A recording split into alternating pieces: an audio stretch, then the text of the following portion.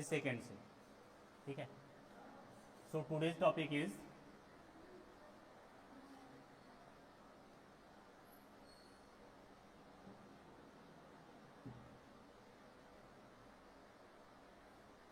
Colligative properties.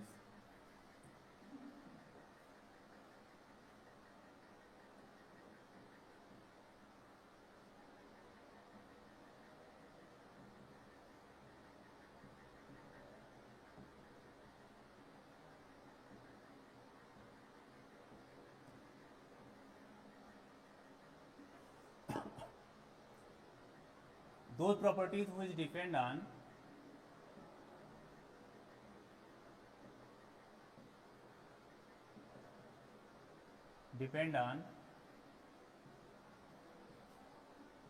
number of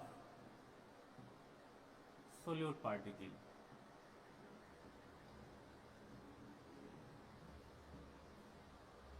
ऐसी properties, solution की ऐसी प्रॉपर्टीज होंगी जो सोल्यूट पार्टिकल के नंबर पर डिपेंड करेंगी।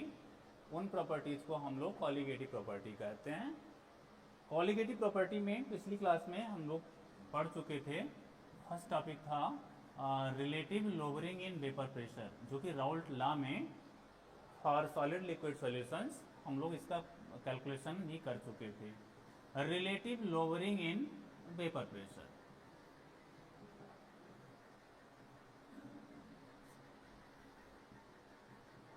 जैसा कि हम जानते हैं जो प्योर सॉल्वेंट होता है उसका वेपर प्रेशर, अगर हम P0 ले लें और प्योर सॉल्वेंट में अगर हम कोई सोल्यूट ऐड कर दें जो कि सॉलिड सोल्यूट हो और वो नॉन वोलेटाइल, तो नॉन वोलेटाइल सॉलिड सोल्यूट के लिए जो वेपर प्रेशर होता है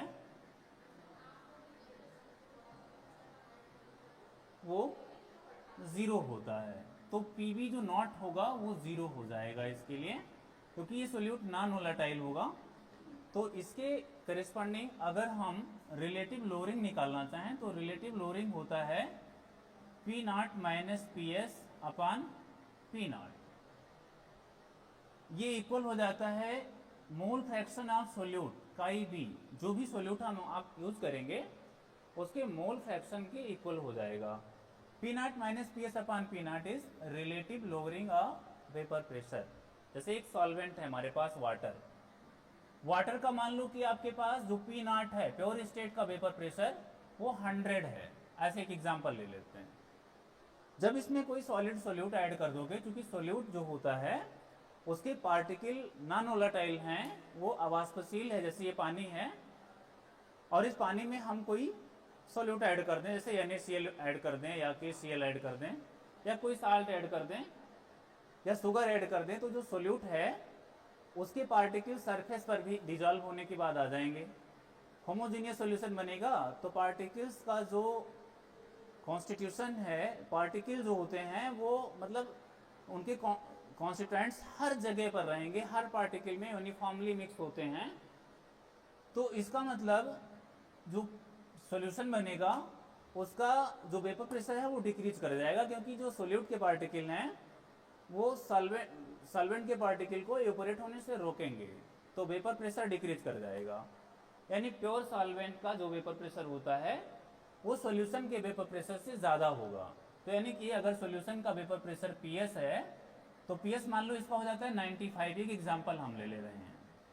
तो लोअरिंग कितने की आएगी? लोअरिंग हो जाएगी P0 माइनस PS की। P0 माइनस PS वाला टर्म है जो हमें ये बता देता है कि वेपर प्रेशर में लोअरिंग कितने की हो जाएगी। अब जैसे लोअरिंग के बाद अगर हमें रिलेटिव लोअरिंग निकालनी है तो रिलेटिव लोअरिंग का कैलकुलेशन हम करते हैं P0 जो कि प्योर स्टेट का वेपर प्रेशर है प्योर सॉल्वेंट का, PS सॉल्यूशन का वेपर प्रेशर है, divided by P0। P0 minus PS upon P0 वाला टर्म जो होता है वो relative lowering in vapour pressure होता है। और ये मोल फ्रैक्शन ऑफ सोल्यूट काई बी के क्या होगा? Directly proportional. इस चीज को हम प्रूव कर चुके हैं पहले राउल्ट्स लॉ में।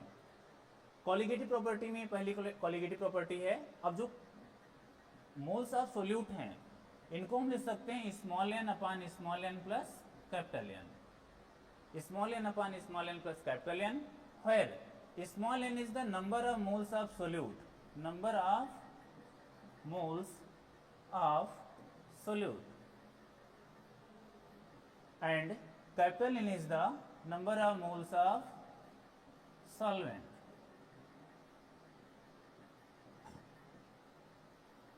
And for dilute solutions, बहुत ज़्यादा डाइल्यूट सॉल्यूशन अगर है, ठीक है, तो डाइल्यूट सॉल्यूशंस के लिए हम पढ़ते हैं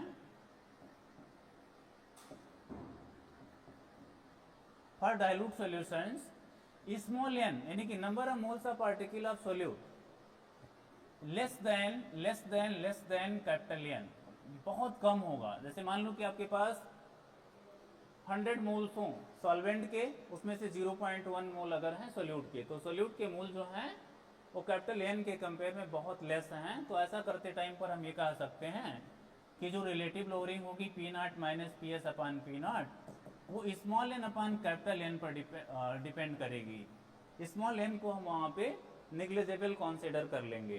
तो ये वाला टर्म हम यूज करेंगे जब हम relative lowering in vapour pressure का कैलकुलेशन कर रहे होंगे। और ये एक कॉलिगेटिव प्रॉपर्टी है, बिकॉज कॉलिगेटिव प्रॉपर्टीज जो होती हैं वो मोल्स ऑफ सोल्यूट पार्टिकल पर डिपेंड करती हैं। अब सोल्यूट पार्टिकल स्मॉल एन है, स्मॉल एन पर ये डिपेंड करेंगे क्योंकि स्मॉल एन के डायरेक्टली प्रोपोर्शनल हो जाएंगी, तो इसकी वजह से ये कॉलिगेटिव प्रॉपर्टी भी है। नेक्स्ट कॉलिगेटिव प्रॉपर्टी हम लोग पढ़ रहे थे, ये था elevation in boiling point, elevation in boiling point. Elevation in boiling point क्या होता है? Let we have pure solvent, हमारे पास एक प्योर सॉल्वेंट है जैसे कि वाटर। अब जो वाटर है इसका अपना वेपर प्रेशर है, और वेपर प्रेशर होता क्या है, जैसे बॉटल मेरे हाथ में है और इस बॉटल में कुछ खाली स्पेस है, इसका जो वाटर है जब ये वेपराइज करेगा इसके सरफेस से वेपराइज करके इस खाली स्पेस में जाएगा, क्योंकि ये क्लोज सिस्टम है, ऊपर से ढक्कन बंद है, तो जो वेपर है वो बाहर नहीं निकलेगी, इसी में रहेगी। जब यहीं पर रहेगी तो एक टाइम ऐसा आएगा कि जो भी स्पेस वैकेंट है वेपर इसको ऑक्युपाई कर लेगी, और एक टाइम इंटरवल के बाद लिक्विड की वेपर और लिक्विड दोनों स्टेट के बीच इक्विलिब्रियम आ जाएगा, और इक्विलिब्रियम पर जो वेपर है वो अपने लिक्विड के सरफेस पर जितना प्रेशर अप्लाई करेगी वो वाला प्रेशर वेपर प्रेशर होता है। तो ऐसे प्रेशर के बारे में अगर हम देखें यहाँ पे, तो प्योर सॉल्वेंट के केस में तो ये केस है। दूसरा, अगर हम लोग सॉल्यूशन बनाएं तो इसी वाटर में हम थोड़ा सा साल्ट ऐड कर देंगे। साल्ट क्या करेगा, साल्ट के कुछ पार्टिकल सरफेस पे आ जाएंगे, सरफेस एरिया कम कर देगा, इवेपोरेशन की रेट स्लो हो जाएगी और वेपर प्रेशर भी डिक्रीज कर जाएगा। तो प्योर सॉल्वेंट का वेपर प्रेशर उसके सॉल्यूशन के वेपर प्रेशर से हमेशा ज़्यादा होता है, और जो प्योर सॉल्वेंट का वेपर प्रेशर है उतना ही वेपर प्रेशर फिर से करने के लिए सॉल्यूशन के टेम्परेचर को हमें बढ़ाना पड़ेगा। जैसे मान लो कि अगर पानी है वो 100 डिग्री सेल्सियस पर बॉईल करता है, तो अगर सॉल्यूशन है उसको भी बॉईल कराना है, तो जो टेम्परेचर है वो 100.5 या फिर 101 डिग्री सेल्सियस करना पड़ेगा। इसका मतलब ये हुआ कि जो सॉल्यूशन है उसका बॉइलिंग पॉइंट बढ़ जाएगा, क्योंकि जो सॉल्यूशन होता है उसका वेपर प्रेशर प्योर सॉल्वेंट के वेपर प्रेशर से थोड़ा कम ही होता है। और उसका रीज़न ये है कि जो सोल्यूट पार्टिकल हैं वो नॉन वोलेटाइल हैं, और वो सॉल्वेंट पार्टिकल को भी इवेपोरेट होने से रोकते हैं, क्योंकि सरफेस पर कुछ एरिया वो लोग ऑक्युपाई कर लेते हैं, इसकी वजह से ऐसा होता है।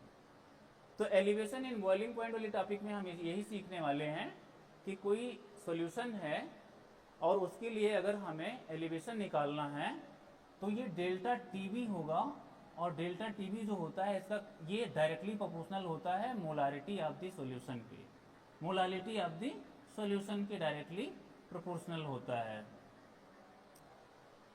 ठीक है, अब मोलारिटी क्या होती है पहले आप लोग पढ़ चुके हो, ठीक है।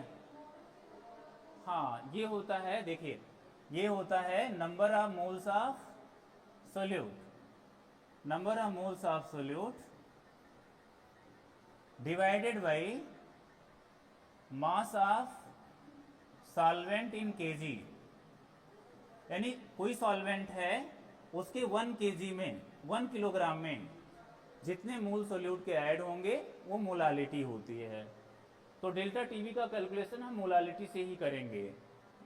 अब जो मोलालिटी वाला टर्म है, देखो डेल्टा टीवी हो जाएगा केवी इंटू मोलालिटी। केवी एक प्रोपोर्शनलिटी कांस्टेंट है, केवी को कहते हैं molal elevation constant, molar elevation constant, molar उन्नयन स्थिरांक इसको कहते हैं। डेल्टा टीवी हो जाएगा केबी इंटू मोलालिटी को अगर हम डिफाइन करें तो इसको लिख सकते हैं small W into 1000 upon M dash into capital W. Capital W होता है mass of solvent, small W होता है mass of solute, and we have M dash is molar mass of the solute, molar mass of the solute. ये होता है आपका M dash. इसके बाद तीसरी जो टॉपिक आपकी है जो हम कॉलिगेटिव प्रॉपर्टी में पढ़ते हैं वो होता है depression in freezing point. Depression in freezing point, depression in freezing point जो होता है ये डेल्टा टीएफ होता है, डेल्टा टीएफ। जैसे कि आपके पास प्योर वाटर है, अपने घर पे जाइए प्योर वाटर से बोतल में रख लीजिए और इसको फ्रीजर में लगा दीजिए। इसके बाद एक बोतल और लीजिए, उसमें पानी के साथ साथ थोड़ा सा साल्ट मिला दीजिए। जब साल्ट मिला दोगे और उस बोतल को आप फ्रीजर में लगाओगे और आप 2 घंटे बाद आके देखोगे तो आपको पता चलेगा कि जो प्योर वाटर वाला पानी था वो फ्रीज हो गया, बर्फ बन गया, लेकिन जिसमें साल्ट मिला हुआ था वो बर्फ नहीं बना। इसका रीज़न ये है कि वेपर प्रेशर सॉल्यूशन का डिक्रीज कर जाता है, और वेपर प्रेशर डिक्रीज करने की वजह से फ्रीजिंग पॉइंट भी डिक्रीज कर जाता है। यानी कि सिंपल वाटर, अगर प्योर वाटर 0 डिग्री सेल्सियस पर फ्रीज होगा तो उसका जो सॉल्यूशन होगा वो 0 से भी कम डिग्री सेल्सियस पर फ्रीज होगा, यानी कि माइनस में जाके तब फ्रीज होगा। और यही तरीका होता है बड़ी कंपनियों में आइस बनाने का। आइस, बर्फ की जो बड़ी बड़ी फैक्ट्रियाँ होती हैं उनमें प्योर वाटर के कंटेनर को ब्राइन वाटर सॉल्यूशन में डिप करके रखते हैं और ब्राइन वाटर को ठंडा करते हैं। ब्राइन फ्रीज होगा जाके माइनस में, जबकि वाटर फ्रीज होगा 0 पे, तो 0 पे जैसे टेम्परेचर आ जाता है वो फ्रीज हो जाता है। यही रीज़न होता है। तो इसी को कहते हैं डिप्रेशन इन फ्रीजिंग पॉइंट। अब डिप्रेशन इन फ्रीजिंग पॉइंट का कैलकुलेशन कैसे करते हैं? डेल्टा टीएफ जो होता है ये भी मोलालिटी के डायरेक्टली प्रोपोर्शनल होता है, और प्रोपोर्शनल को हटाओगे कांस्टेंट आ जाएगा केएफ, केएफ इंटू मोलालिटी। और मोलालिटी को हम पहले से जानते हैं कि इसको अगर एक्सप्रेस करके लिखें तो ये होता है small W into 1000 upon M dash into capital W. ठीक है, तो इस वाले टर्म से हम डेल्टा टीएफ का कैलकुलेशन कर सकते हैं। मान लो कोई सोल्यूशन है जिसके लिए केएफ की वैल्यू दी है। अब अलग अलग सोल्यूशन के लिए केएफ की वैल्यू अलग अलग होती है, ये कोई पर्टिकुलर कांस्टेंट नहीं है। ठीक है, तो ऐसे में केएफ की अपनी वैल्यू होगी, small W into 1000, small W mass of solute होगा, उसकी वैल्यू को रख देंगे। मान लो आपको सोल्यूशन में मोलर मास निकालने को दे दिया सोल्यूट का, तो एम डैश की वैल्यू का कैलकुलेशन इस वाले फार्मूले से आप कर सकते हो। इसके बाद एक ये भी एक कॉलिगेटिव प्रॉपर्टी है, क्योंकि नंबर ऑफ सोल्यूट पार्टिकल पर डिपेंड कर रही है। ठीक है, देख लीजिएगा। ठीक है।